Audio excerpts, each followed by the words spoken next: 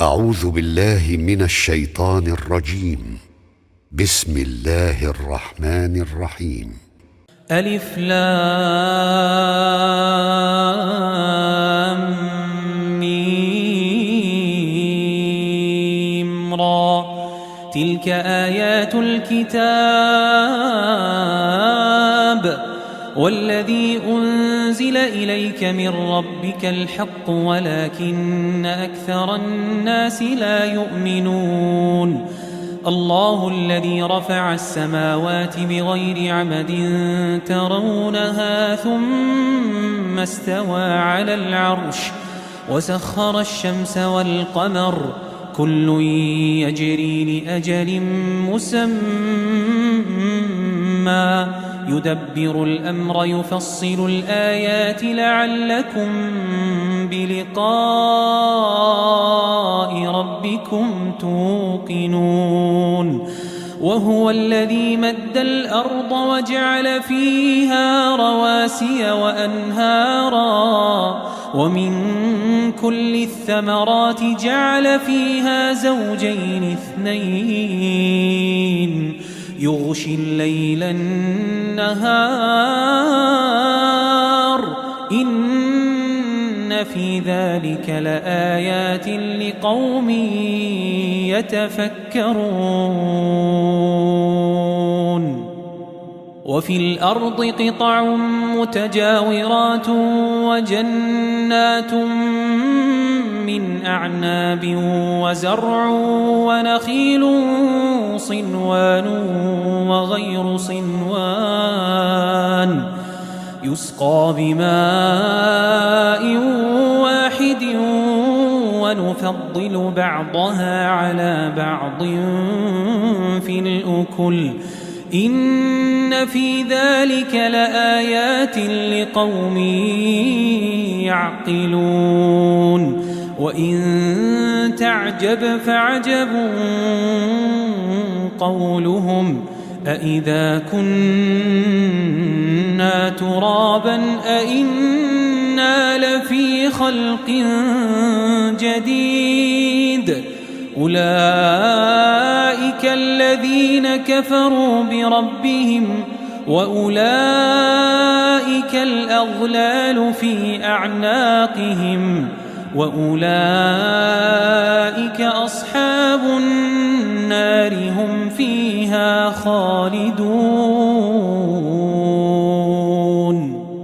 ويستعجلونك بالسيئة قبل الحسنة وقد خلت من قبلهم المثلات وإن ربك لذو مغفرة للناس على ظلمهم وإن ربك لشديد العقاب. ويقول الذين كفروا لولا أنزل عليه آية من ربه إنما أنت منذر ولكل قوم هاد الله يعلم ما تحمل كل أنثى وما تغيض الأرحام وما تزداد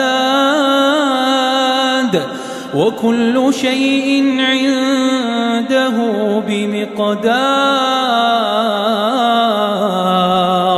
عالم الغيب والشهادة الكبير المتعال سواء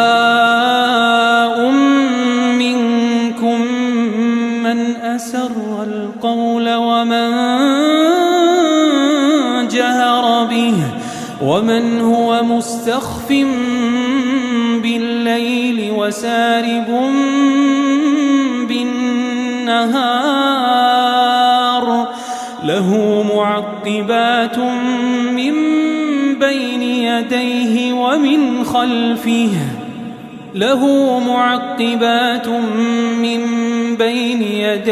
ومن خلفه يحفظونه من أمر الله الله لا يغير ما بقوم حتى يغيروا ما بأنفسهم وإذا أراد الله بقوم سوءا فلا مرد له وما لهم من دونه من وال وما لهم من دونه من وال هو الذي يريكم البرق خوفا وطمعا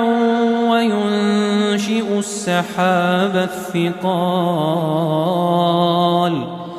ويسبح الرعد بحمده والملائكة من خيفته ويرسل الصواعق فيصيب بها من يشاء وهم يجادلون في الله وهو شديد المحال له دعوة الحق والذين يدعون من دونه لا يستجيبون لهم بشيء إلا كباسط كفيه إلى الماء ليبلغ فاه وما هو ببالغه وما دعاء الكافرين إلا في ضلال ولله يسجد من في السماوات والأرض طوعا وكرها وظلالهم بالغدو والآصال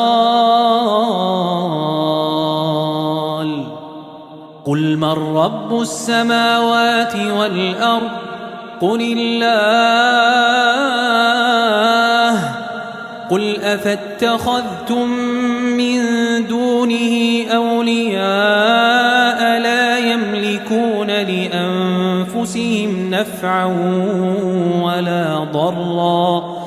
قل هل يستوي الأعمى والبصير أم هل تستوي الظلمات والنور أم جعلوا لله شركاء خلقوا كخلقه فتشابه الخلق عليهم قل الله خالق كل شيء وهو الواحد القهار أنزل من السماء ماء فسالت أودية بقدرها فاحتمل السيل زبدا رابيا ومما يوقدون عليه في النار ابتغاء حلية أو متاع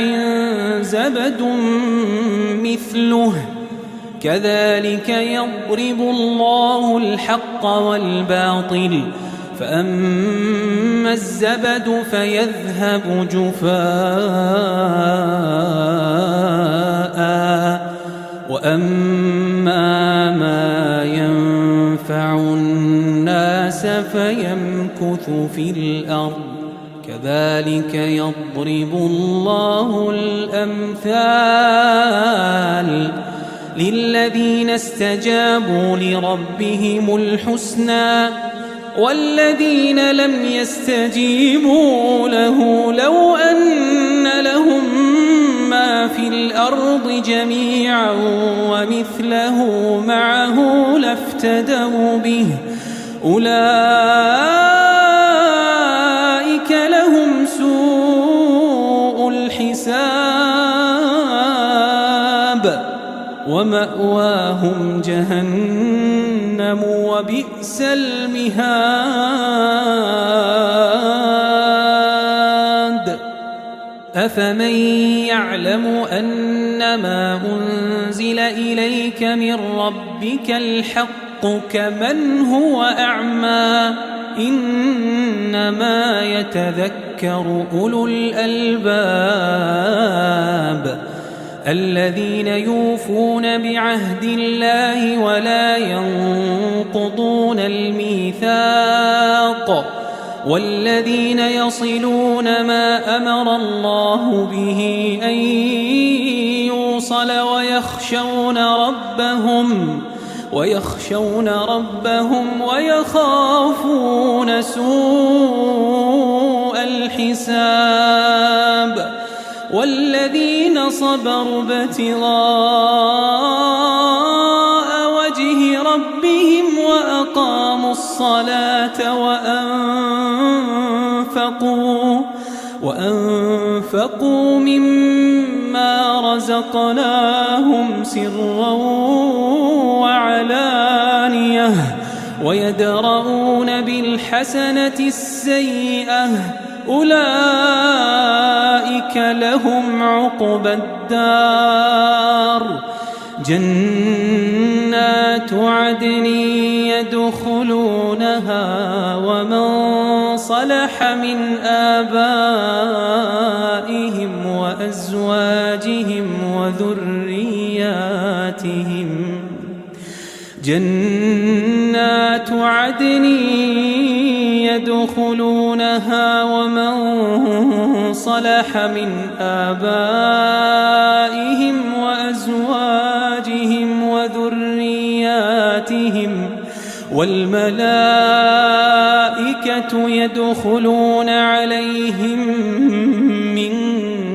كل باب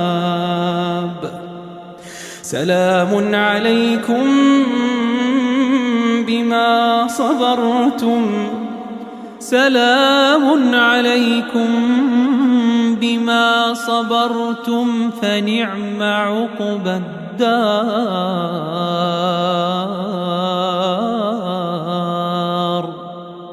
والذين ينقضون عهد الله من بعد ميثاقه ويقطعون ما أمر الله به أن يوصل ويفسدون في الأرض أولئك لهم اللعنة ولهم سوء الدار الله يبسط الرزق لمن يشاء ويقدر وفرحوا بالحياة الدنيا وما الحياة الدنيا في الآخرة إلا متاع ويقول الذين كفروا لولا أنزل عليه آية من ربه قل إن الله يضل من يشاء ويهدي إليه من أناب الذين آمنوا وتطمئن قلوبهم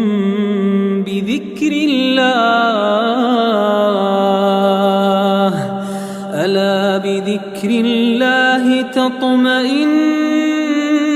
القلوب ألا بذكر الله تطمئن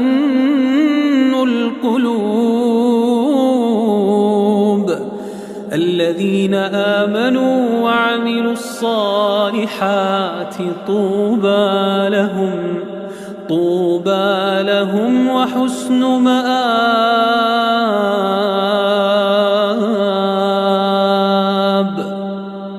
كذلك أرسلناك في أمة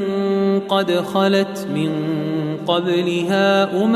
لتتلو عليهم الذي أوحينا إليك وهم يكفرون بالرحمن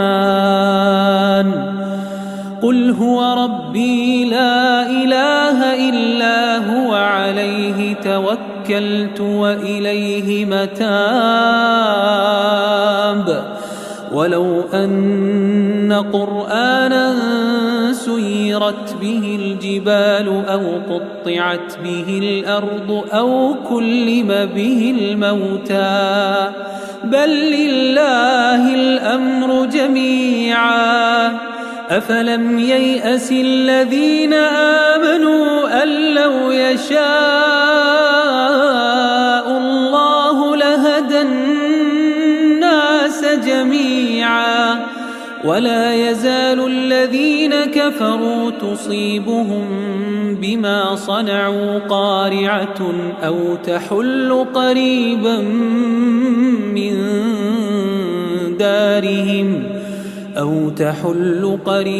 من دارهم حتى يأتي وعد الله إن الله لا يخلف الميعاد ولقد استهزئ برسل من قبلك فأمليت للذين كفروا ثم أخذتهم فكيف كان عقاب أفمن هو قائم على كل نفس بما كسبت وجعلوا لله شركاء قل سموهم أم تنبئونه بما لا يعلم في الأرض أم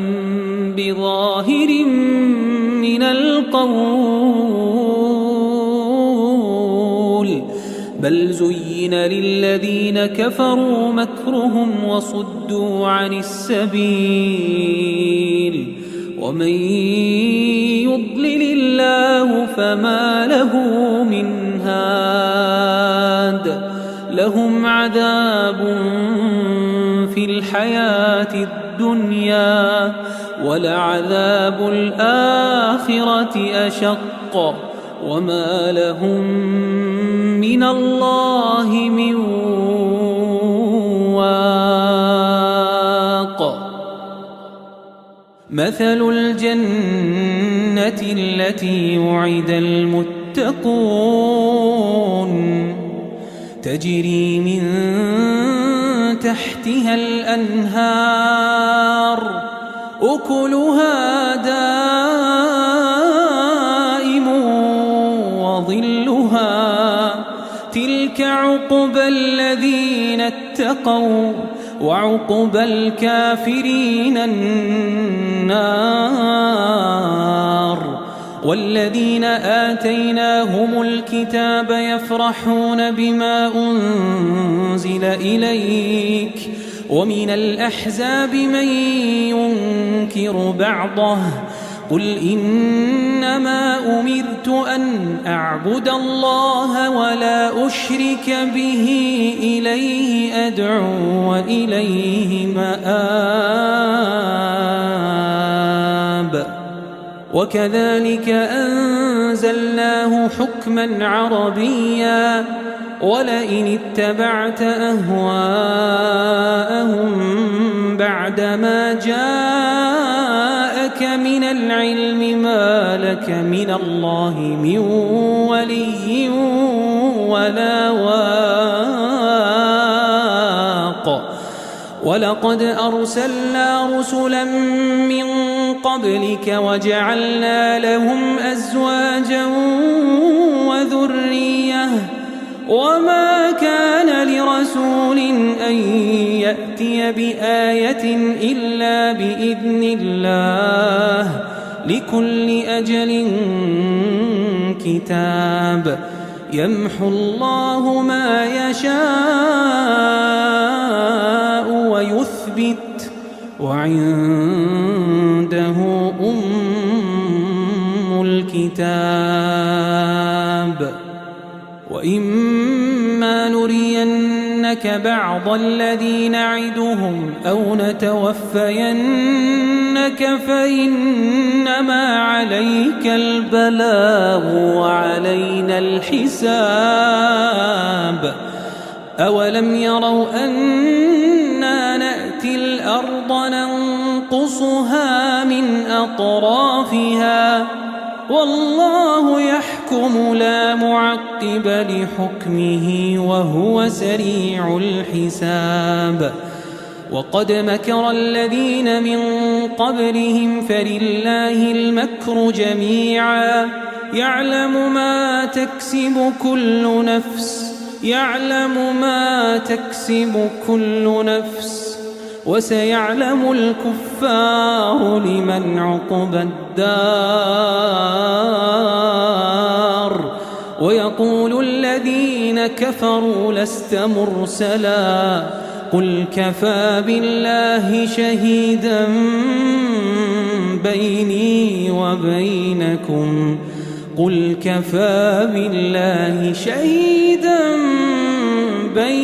وبينكم ومن عنده علم الكتاب